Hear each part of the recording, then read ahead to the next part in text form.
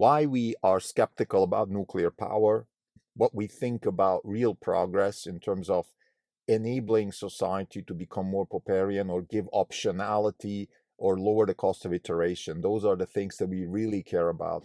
In other words, wealth creation is defined as more optionality, lower cost of iteration. Wrong podcast. It's April 4th, 2021. This is Krimdelko. It's a Sunday, no update. So since the last update, we're still down 4% and the market's up 6%. We're underperforming by 10%.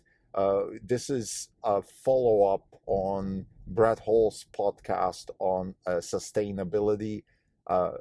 Brett Hall's podcast on the beginning of infinity is one of the main reasons why we chose the book, The Beginning of Infinity, to be part of our principle stack. We've read the book before, but the podcast is just a very deep, thorough analysis of epistemology, Popperianism, the book, The Beginning of Infinity, which is, I would say, the next level of Popperianism. And it's also very, very helpful for us in terms of navigating through the hedge fund world. That's why we chose it to be part of our principle stack. So I want to talk about nuclear power here and talk about the concept of allowing society or enabling society to become more popperian, give more optionality to society, or lower the cost of iteration. Those are all the same things. And this is what we really, really are trying to achieve with Orange Capital Partners. Invest in fundamentally new concepts and engineering practices that are not just better for society in terms of just bringing new technology, new knowledge, and things like that to the place, which is good in itself. But we also have a constraint against that, which is we want society to become more popperian. So we want the knowledge and the technologies that are instantiated through the knowledge in the companies that we invest in to enable a faster iteration, lower cost of iteration, therefore more optionality, less central power, less one-shot optionality where we either get it right or we're doomed kind of thing. So those are all the things that we really care about here at Orange Capital Partners. I want to use the example of nuclear power to illustrate this concept. So we're very skeptical of nuclear power for exactly that reason. Nuclear power is carbon, doesn't have a carbon footprint. Nuclear power is not polluting any other NOxes and things like that. Nuclear power is definitely a feast of technology in terms of an achievement of society and knowledge, and it fits into the beginning of infinity also in a sense that we've created through knowledge a resource, which is uranium, became a resource that we can use for energy. So this is still in line with the beginning of infinity. So you might ask, so why are you skeptical? In fact, we're not even skeptical. We're against nuclear power. We don't want nuclear power to proliferate. We want it to stop. We want the world to get off nuclear power. Of course, we can't control that, particularly not when it happens in China, but we think it's a bad thing. It's a bad thing. We don't know how bad it is. Is it as bad as like Easter Island kind of bad, where we're actually destroying ourselves, or is it just bad in terms of, okay, fine, it will postpone better technologies for a while, but in reality, it's a bad thing. So we don't know that, and that's something maybe we should discuss also in a follow-up episode.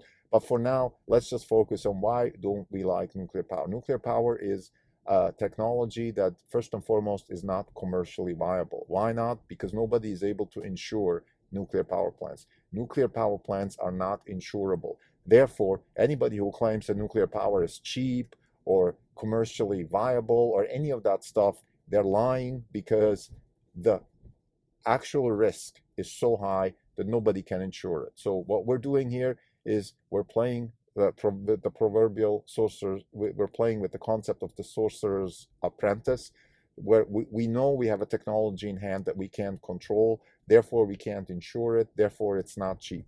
Therefore, nuclear power is a political decision. It's not a commercial decision. And this also explains why it's always so controversial. And if it was really commercially viable, it would win in the marketplace. So nuclear power is a political decision. Political in the sense that people decide we want it or we don't want it. And yeah, I'd take a bet if we left it to a decentralized consensus mechanism, let's say a la Ethereum, if we voted on based on that, we would never have nuclear power installed anywhere in the world. Actually, this is just a conjecture. I can't prove that. What I'm trying to say here is that people in power, they have an incentive in any kind of central power. And central power, I mean, I'm not just talking now about the Communist Party in China, but even in Washington D.C. or in Germany or in France, wherever we have executive power, where you can just decide we're going to do this or we're going to do that. People have an incentive to do short-term solutions, and nuclear power is a very, very tricky Trojan horse, where you, on the first sight, you have this great technology, you have this great application of know-how and all these things in science and great feats of science, but there's two fundamental problems with it. Number one, the risk of contamination, and number two, we are at the mercy of the scientists that actually implement it. So the optionality of society decreases with nuclear power. And this is an oxymoron almost. You cannot have progress, at least the way we see it at Orange Capital Partners, and we're very popperian in that way.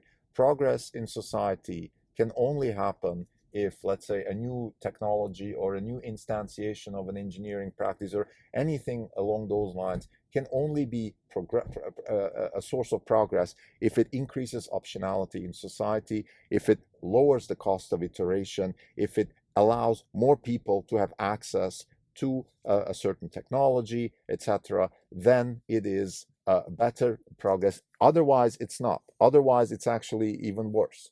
Now, with nuclear power, it's a bit tricky, because on the one hand, you could say, well, it is lowering the cost of energy, so therefore it is opening up optionality, it is democratizing, let's say, the use of energy and things like that, which is fine. I buy that. However, the fact that it's lowering the cost of energy is not so clear, because look at France. France has 75% nuclear power, and it's not clear to me that France is a low-cost energy country. And as far as I know, nothing has come out of France in terms of technologies or any kind of progress that you could say, oh, this is why they have low cost of energy. So, and the reason is because nuclear power isn't actually low cost. That's why I called it the Trojan horse. On the first sight, you might say, oh, this is phenomenal. Let's say EDF, the company that sells electricity in France, has a low marginal cost of production, but the actual cost structure and the balance sheet of the company are terrible, because there's lots and lots of assets, lots of capital, lots of risk, lots of everything, and the actual cost per electron compared to other sources is very, very high. And on top of that, we have the risk and the contamination risk and all these things. So therefore, nuclear power is not something that we at Orange Capital Partners want to invest in, for the reason that it is not progress in our definition, because it is not increasing optionality, it is not making the society more popperian, it is not lowering the cost of iteration. Now let's contrast that with a source of energy that we're incredibly in favor of, which is decentralized solar, which is of course one of the key aspects of the Tesla solar business.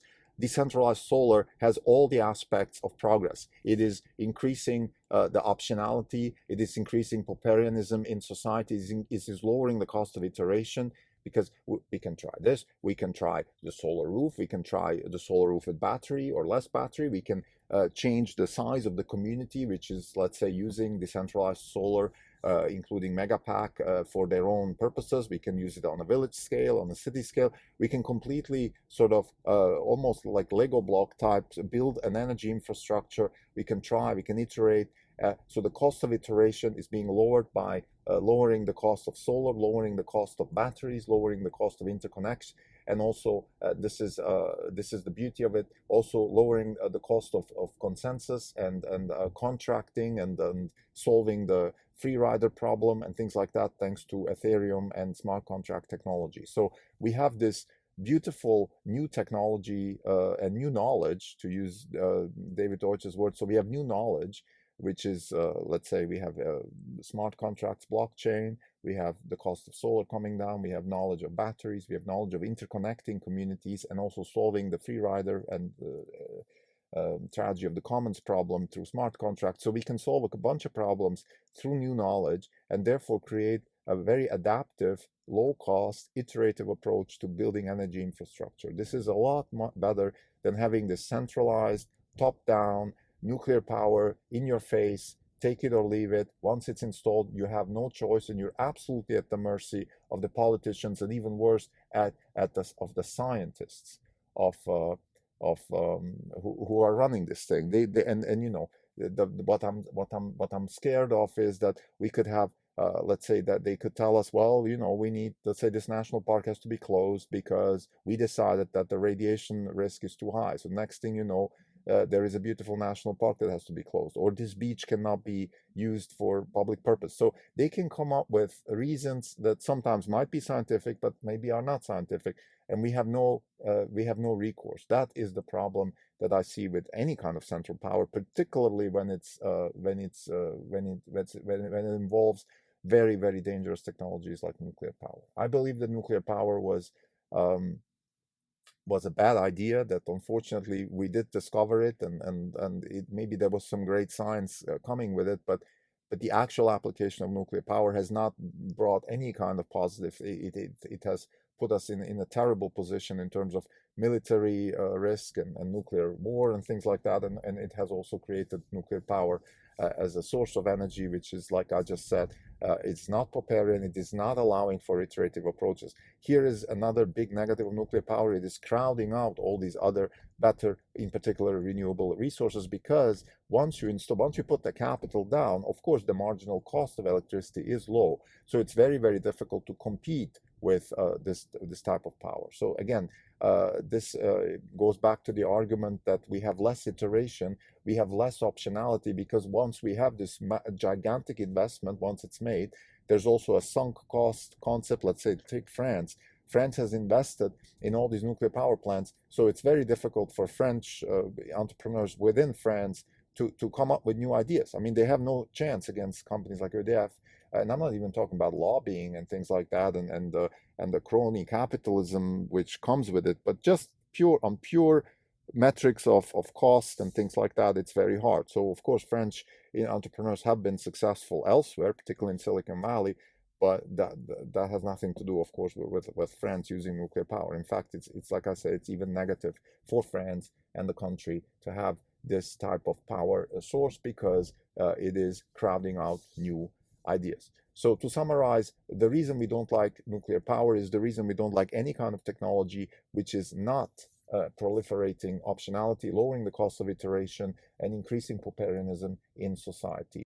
So for example, Tesla's approach to solar is increasing the potential for iteration, or lowering the cost of iteration, because it is much more flexible, adaptive. If we add smart contracts, then we could see the evolution of decentralized energy and decarbonized energy in a much more adaptive way, in a much more iterative way. Communities could tinker with, for example, try to particularly use, should we use more solar roofs, less solar roofs? What kind of size of community should have, let's say, a closed system of solar and batteries? Should we use this on a community level, on a state level? Things like that. We can tinker, we can try, we can see also competition around the world.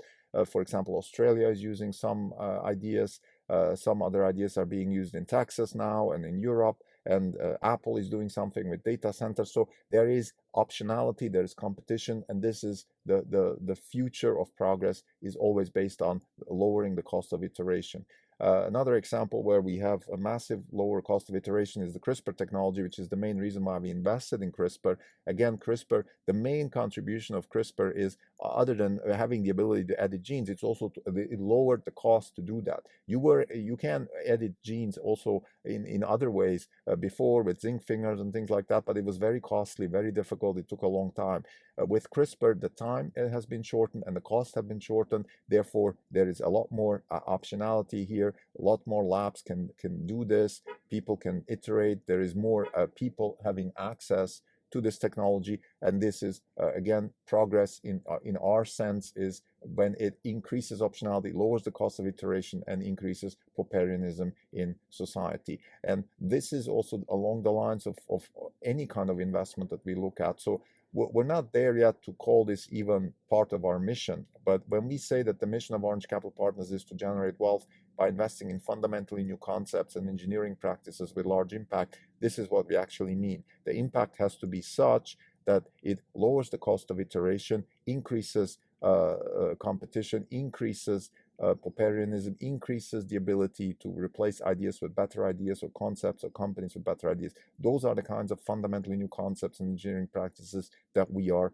interested in, and that those are the ones also which, of course, happen to be the ones that generate the kind of wealth that we're aiming to achieve. Thank you.